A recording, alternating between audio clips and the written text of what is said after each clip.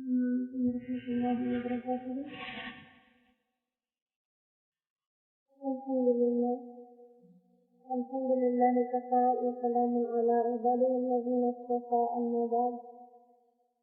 وقد قال الله تبارك وتعالى في كلامه المجيد والفرقان الحميد: أعوذ بالله من الشيطان الرجيم، بسم الله الرحمن الرحيم. لقد يسرنا القرآن للذكر فهل من مدكر. وقال النبي صلى الله عليه وسلم: خيركم من تعلم القرآن وعلمه، أو كما قال عليه الصلاة والسلام. اللهم صل على محمد وعلى آل محمد كما صليت على إبراهيم وعلى آل إبراهيم إنك حميد مجيد.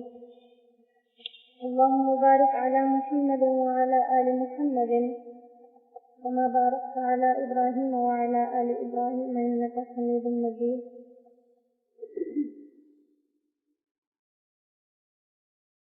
رب اشرح لي صدري ويسر لي أمري واحلل عقدة من لساني يفقهوا قولي. ربي يسر ولا تعسر وتمم بالخير وبك نستعين وبك نستغيث. ربي زدني علما ربي زدني علما ربي زدني علما. الحمدللہ، اللہ پاک کے فضل سے اور اس کے احسان سے اس کے پاک کلام کے ساتھ بیٹھ کر وقت گزارنے کا موقع دیا ہے. اللہ سبحانہ و تعالیٰ نے دو عبادتوں کو بہت اہمیت دی ہے.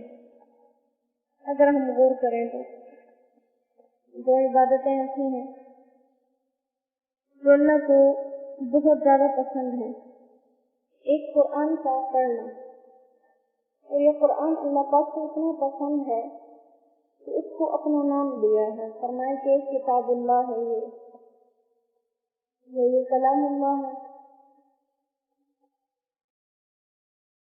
تو اللہ سبحانہ و تعالیٰ نے قرآن پاک کو اپنا نام دیا ہوا ہے.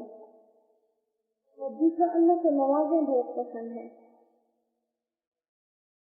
قرآن اللہ کی کتاب ہے اور نماز کتنی اہم ہے. حضور صلی اللہ علیہ وسلم نے فرمایا: میری آنکھوں کی ٹھنڈک نماز میں ہے. تو یہ دو بہت اہم عبادتیں ہیں اور دونوں ایک دوسرے کے ساتھ بہت لازم و ملزوم بھی ہیں.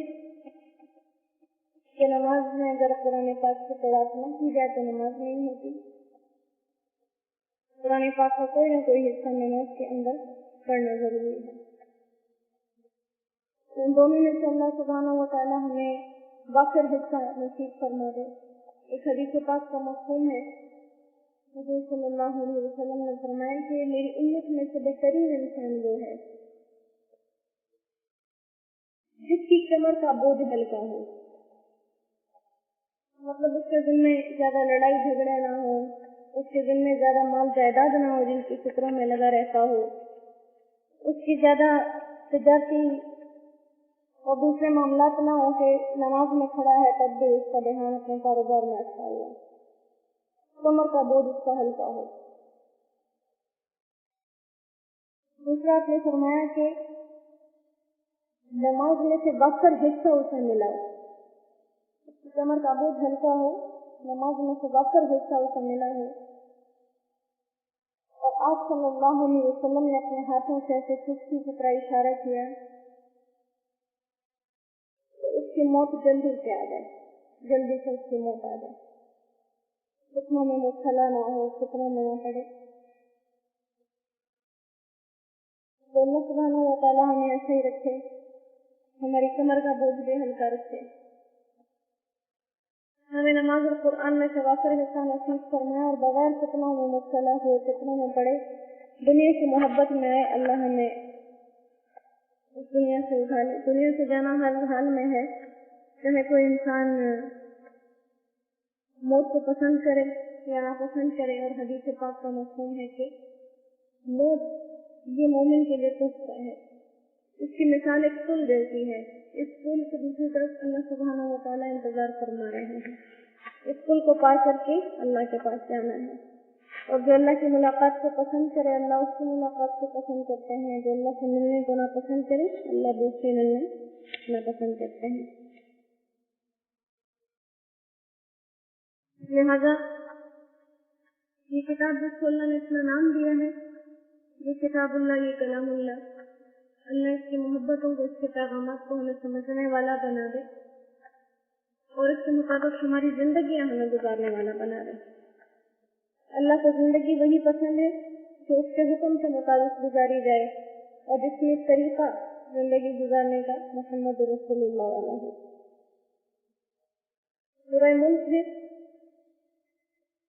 انسان کو غور و فکر کی طرف دعوت دی جا رہی ہے اور اللہ سبحانہ و تعالیٰ اپنی ذات کے بارے میں سمجھا رہے ہیں کہ اگر اللہ تمہاری مدد چھوڑ دے،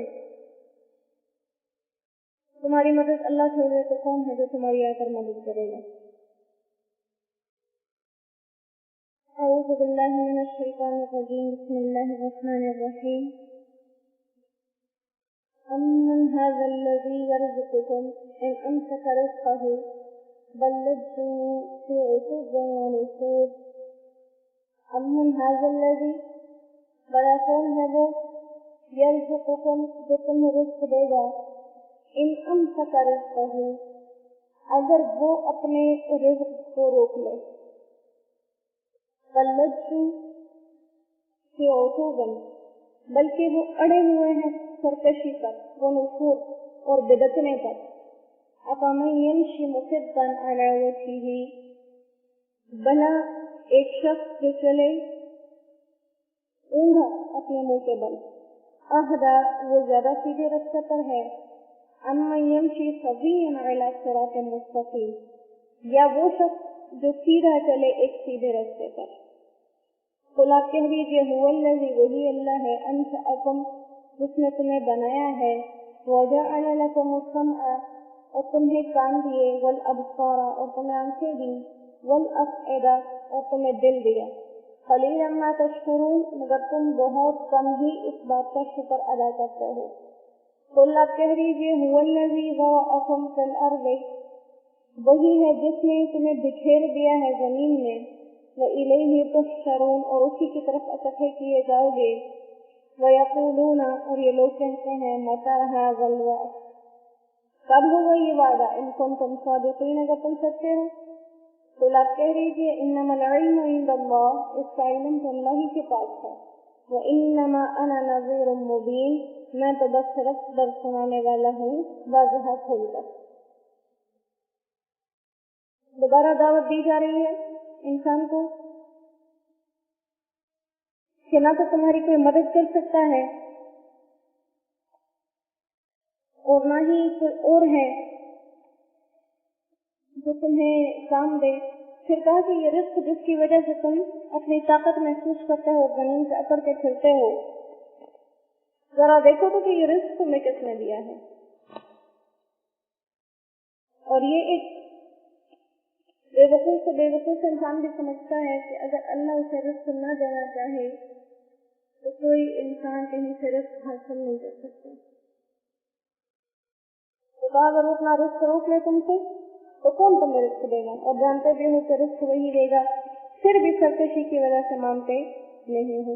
تو مثال یوں دی کہ جو شخص سیدھا چلتا ہو اپنے پاؤں کے ذریعے سے ایک راستے پر اور دوسرا اپنے منہ کے بل اوندا ہو کر چل رہا ہو، چوپایوں کی طرح، جانوروں کی طرح، تو دونوں میں سے کون صحیح راستے پر ہے؟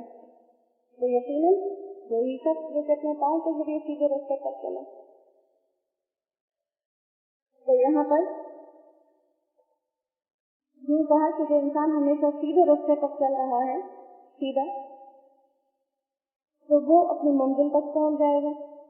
اور جو شخص الٹے سیدھے راستوں پر چل رہا ہے اور چل بھی اوندا ہو کر رہا ہے، منہ کے بل چل رہا ہے، تو اس کا اپنی منزل تک پہنچنا یہ بالکل ناممکن ہے، کیونکہ راستہ ہی اس نے الٹا چنا ہے. جہاں جانا ہے جب وہاں کے بجائے کسی دوسری جگہ کی گاڑی میں بیٹھ جائے، مثال کے طور پر کسی نے پنڈی جانا ہے کراچی والی گاڑی میں بیٹھ جائے تو وہ 2-3 گھنٹے کا سفر تو کر لے گا لیکن پنڈی نہیں پہنچ سکے گا.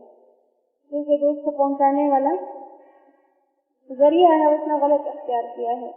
तो यही हिसाब बता रहे हैं अल्लाह सुब्हानहू व तआला कि तुम में से जो ऊंधा चल रहा है क्या वो ठीक है या जो सीधा चल रहा है वो सही रास्ते पर है। और कहा कि तुम बहुत कम इन चीजों को मानते हो, तो गौर फिक्र नहीं करते इस चीज के अंदर, और उसी बात ने तुम्हारे लिए कान, आंखें और तुम्हारा दिल बनाया है, लेकिन इस बात के लिए तुम उसका शुक्र नहीं अदा करते।